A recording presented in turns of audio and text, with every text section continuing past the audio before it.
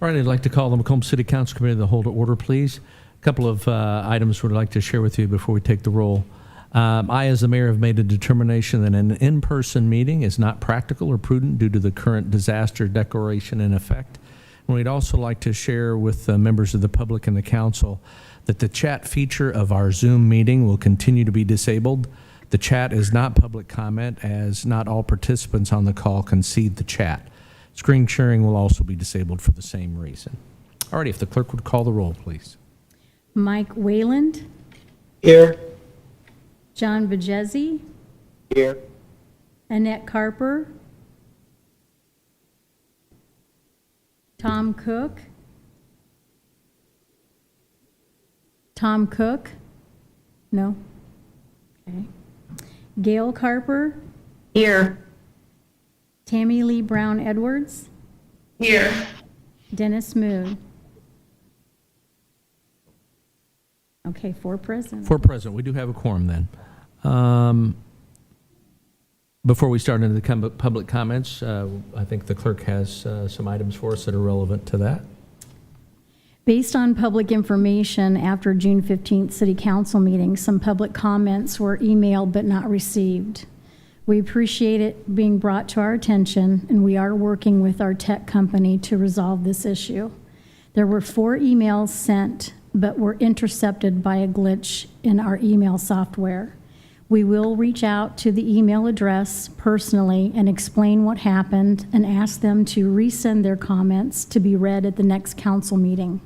We sincerely apologize for the issue, and we are working diligently to get it resolved. Thank you. Then I want to read from a publication from The Voice. Opinion: City needs to take action on racial justice, posted June 19th, 2020 at 5:27 p.m. Editor's note: according to the author of this letter to the editor, the following are public comments which were emailed to the Macomb City Council for the Monday, June 15th, 2020 meeting, but not read into the public record. I would like to state my full support for the petition of the Democratic Women of McDonough County calling for Macomb Police Chief Barker to step down or to be removed. I want the city to take action on racial justice, something more than photo ops, conversations, or town halls. Merrill Cole of Macomb, Illinois. Thank you. Does anyone else wish to speak under the public comment section of tonight's agenda? I've asked anyone that would like to unmute. They should be able to unmute at this time. I noticed that Callie Shelton, looks like you had your hand raised. If you would like to speak in public comment, you'll have to unmute yourself.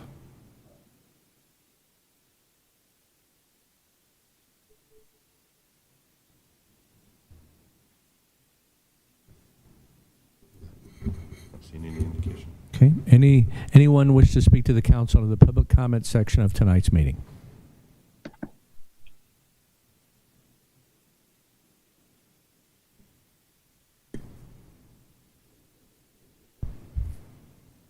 Okay, hearing none, we move on to item number 1, discussion on an ordinance to amend Chapter 16, Sections 1, 55, and 56 of the Macomb Municipal Code pertaining to prohibited sale, distribution, use, and purchase of tobacco products by minors. Council, before you, as in your packet, is a copy of the revised ordinances submitted by the city's attorney.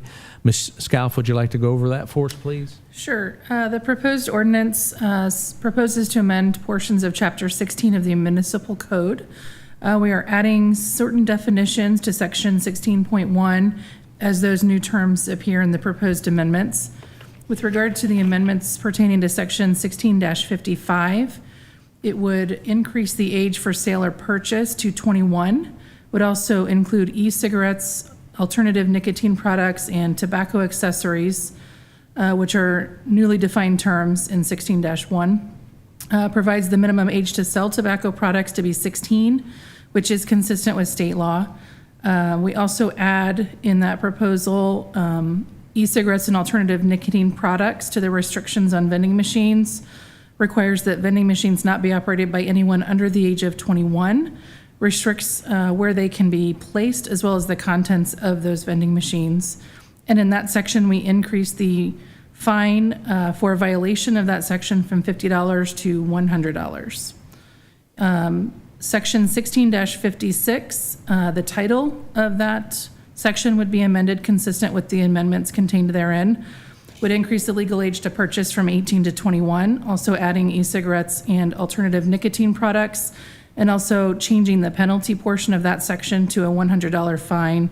Both of those fines are consistent with the minimum fine contained within our code.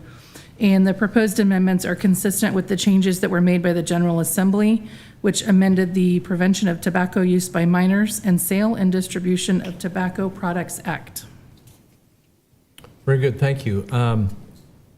Anyone on the council have any questions for Ms. Scalf regarding, or any comments regarding the proposed amendment changes? Okay, John. Alderman Vajezi. I have two questions, Your Honor. The first one is section 16-55, prohibits sale and distribution of tobacco products by a minor. In section B, it states here that this subsection shall also apply to a sales clerk in a family-owned business, which can provide sale if he's underage, essentially.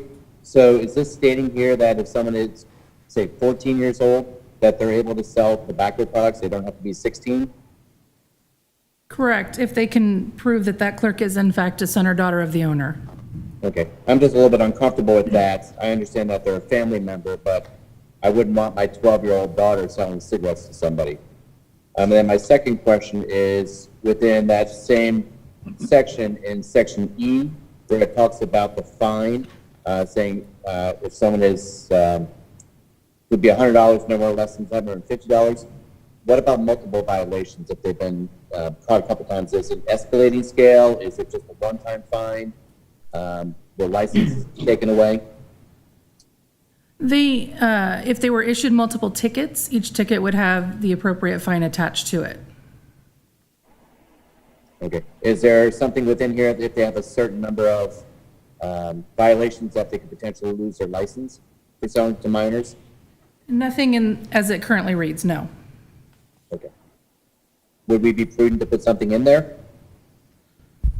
That would be up to the council. Okay. Alderman Vajezi, I just one question. Those are very good points. One thing I am wondering is that we don't license businesses to operate. Is it that we don't have a general business license here? So if they were not somehow regulated by another licensing act, either at the state or local level, I don't know what license provision we would, or whatever the provision we'd had, but to your point, for example, if this were a licensed liquor establishment, there's already a existing language in the liquor code that would allow me as a liquor commissioner to take action against that liquor license holder for other illegal activity that they had been involved in. So there would be that, if that would be something that you were thinking about, you know, that would be an ability for us to have a sanction more consistent with what I think you're suggesting. Yes. Okay. Okay. Would that suffice, or? That would suffice. Okay. Yeah, my concern is having a minor selling cigarettes to someone, Right. especially a minor, and then also making sure that the businesses that are selling are consistent with making sure they're checking IDs, being consistent that they're not selling to minors, and that there are penalties if they do continue to do this. Did Ms. Scalfo, would there be any problem with we can be more restrictive than state law. I would have guessed that with regard to letting a family-owned business, son or daughter of any age, sell tobacco, we could restrict that even? Correct. Okay. All right. Okay, Anything thank else, you. Alderman Vajezi? No, sir. All Thank right. you, Your Honor. Thank you. Anyone else? This is Gail Carper. Alderman Carper. I'm just, this is a question for Lisa. I'm assuming that all of these changes just track the same language as the state statute? That is correct. Okay, thanks. Anyone else? All right, Amy Lee Brown, Alderman Brown Edwards. Okay. Your Honor, I do have two questions. In section 4, Right where it says 16-56, I question why is possession being removed? And then down in subsection C, why is one and two are being stricken out, and I'm wondering why for those as well.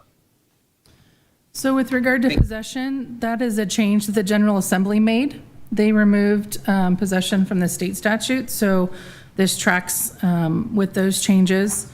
And with regard to the penalty, it was the feeling that the violators, with the exception of a sales clerk that might be the age of 16, the violators with possession being removed would primarily be adults and not able to take part in teen court.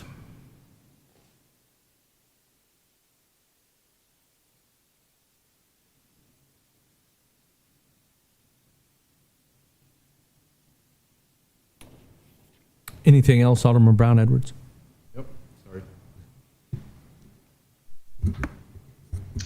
So would we not just change the language to just address minors? In which section? With the language for 1 and 2? Just modify the existing language instead of strike the entire portions out. Is that an option? Sure, I mean, yeah, yes. The council can choose not to strike that portion. Is the teen court still active? I think so, but I don't know to what extent. We're just, I'm also not sure. My concern is that most teens do not have the money for these penalties and violations, which means it'll probably go to the responsibility to their parent. But if they had to go to some type of program, that would maybe be a better deterrent than them not paying their own money for the fine.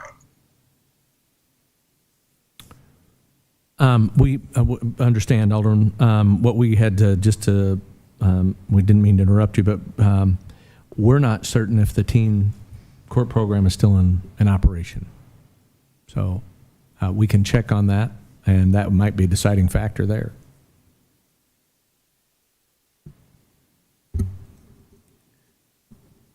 This is Gail again. I don't think we still have teen court. I thought it was dissolved about 2 years ago. Yeah, that's my understanding as well. Yeah. But we can double check on that. Could we, I'm sorry, Your Honor. No, Could go we ahead, Alderman possibly Brown have Edwards. there, through the county, if there is some type of diversion or dissuasion program that is, that replaces teen court? I don't know the answer to that question. I can certainly check into that, though. Thank you. All righty, anyone else?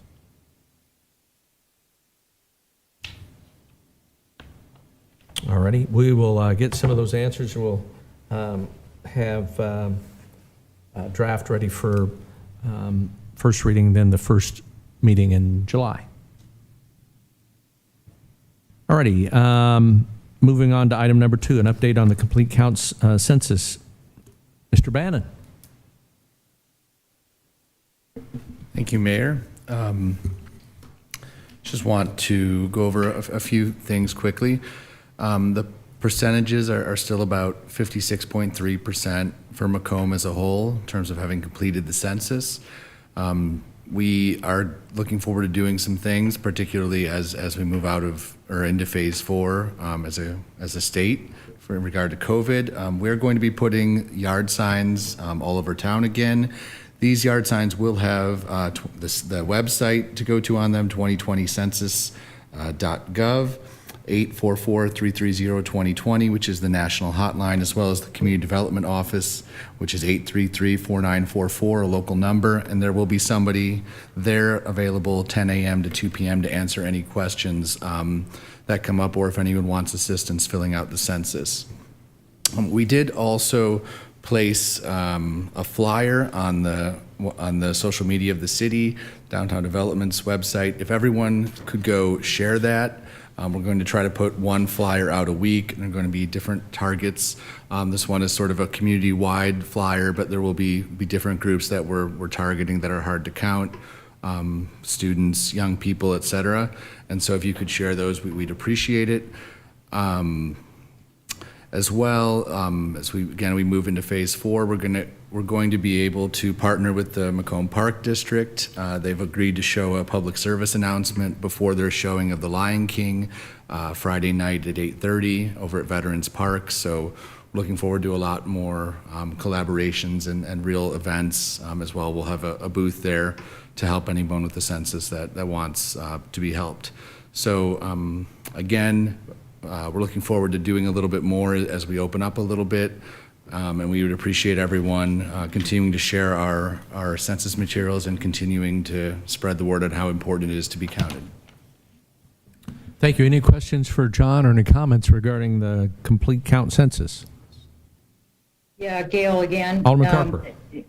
I seem to remember that we got some extra funding to encourage people to do the census. Do we have the funding that a flyer could be dropped off at people's doors, going door to door in certain neighborhoods that we think maybe are under responding?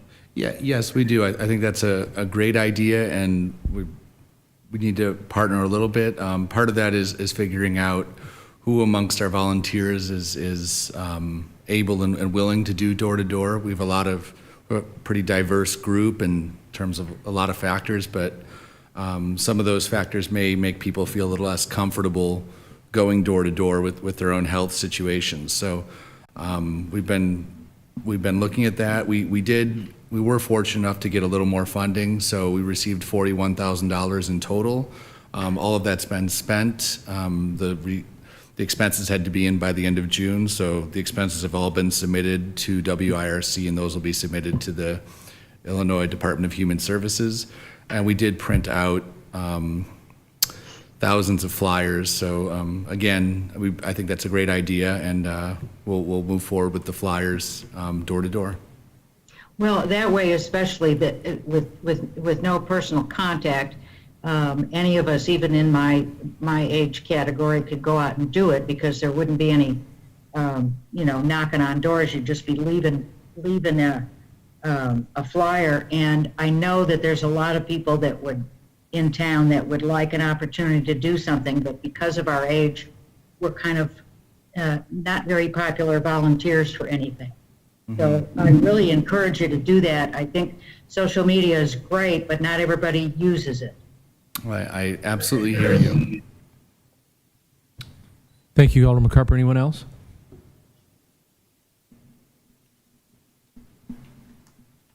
Already hearing none. John, thank you very much. Just one other item of information. John touched on it for just a moment. There's every anticipation. Matter of fact, the Governor Pritzker issued a press release today that anticipates the state moving to phase 4 effective this Friday, the 26th. And just a few highlights of what that involves is that there'll still be continued wearing of face masks that cover the face coverings that cover the nose and mouth, and maintaining social distance and frequent hand washing amongst all these groups. But it's a very detailed list of guidelines for review. That can be actually accessed at illinois.gov/ all one word business guidelines. So that's illinois.gov/ business guidelines. And we shared that with, I think, all the members of the council today, but it's fairly inclusive. It talks about day camps, film production, health and fitness, museum, meetings and social events, manufacturing, indoor and outdoor recreation, offices, restaurants and bars, personal care, youth activities, theaters, cinemas, performing arts centers, things of that nature. So it's a pretty substantial step moving forward and getting those businesses open, but with the ever-present reminder to practice those mitigation techniques that would prevent the coronavirus from spreading. So encourage everyone to take a look at those. and we've shared those with widely with the members of the business community today, and we encourage the council and everybody to take a look at those so we have an idea what we're in store for in phase 4. Don't believe there's any more business to come before you this evening. Council, we'd entertain a motion to adjourn. Motion to adjourn? Second. It's been moved and seconded to adjourn. Any discussion? Hearing none, all in favor say aye. Aye. Aye. Opposed, same sign. Motion carried. Meeting adjourned. Thank you.